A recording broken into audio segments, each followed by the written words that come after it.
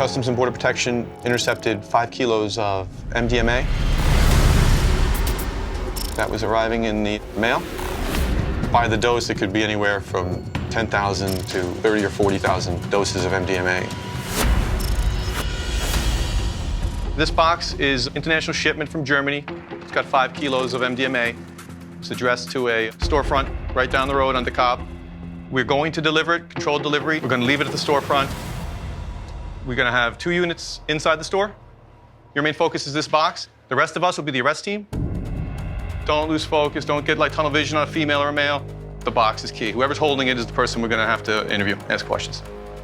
All right, we'll see you out there. If you want to affect change, you can't just focus on a smuggler. You have to get a dealer, a distributor, right down to the individual on the street.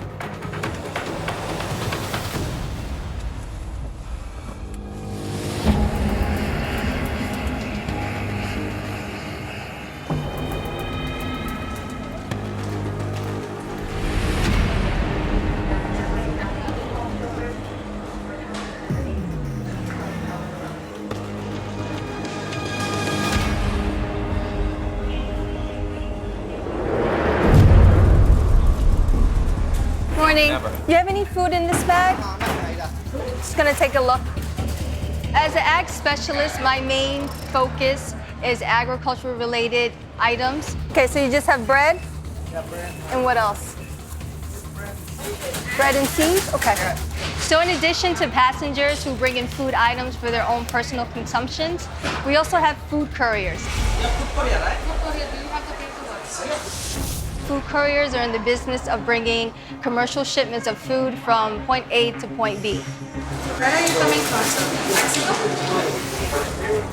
So each food courier will bring in 3 to 6 bags, and they are filled to the gills. This is a cheaper and faster way to get commercial shipments of food into the U.S. Ciruela? Sí. Todo cocido. It's cooked? Yeah. Let's take a look at that one. When commercial shipments go through cargo, sometimes it can take a day or more before items are inspected. Whereas when the couriers are bringing those same kind of food items through passenger baggage, they can be inspected on the spot and released. Okay, you're all set. They'll drop off their products to someone who's waiting outside for them. Then they'll hop on another flight, and then we can see them again tonight or see them the next morning.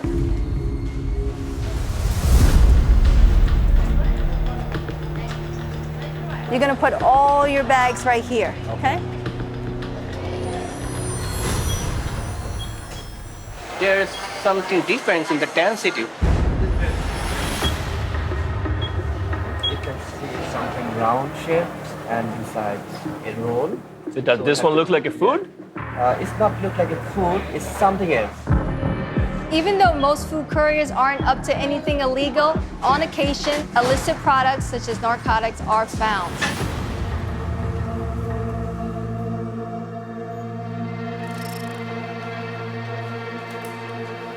It's not exactly sausage, but it looks like a sausage. But when you touch a sausage, usually it's harder. But when I squeeze the item, it's soft.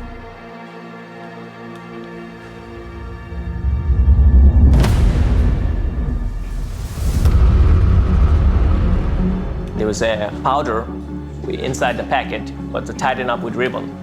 And I do the field test.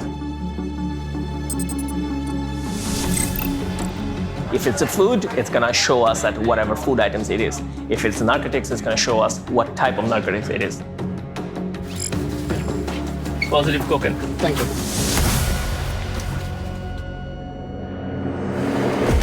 Concealment-wise, the external stuff, we're just seeing more and more creativity. Pretty much if you pick it, you know, any item in your head, they're gonna try and fit some kind of drugs into it and smuggle it into the US. Inside there was powder cocaine, some of it's starting to fall out. Some of it might be a little bit hardened just from being packed together, but for the most part it was definitely made to look like a food item. This only is about 200 grams, which still, it's a lot of drugs, but for federal and for what the normal weight that we see, it's not gonna be a whole lot. But the intel we garner is probably just as important as getting the drugs, because this is going to help us be able to preempt exactly how this stuff is coming in, who's bringing it in, what targets that we can garner from it. That's going to go over to the NYPD labs. That small intel can turn into the linchpin that leads us to capturing someone that's big in these drug trafficking organizations down the road. Every single seizure is one more step that we get to these drug trafficking organizations.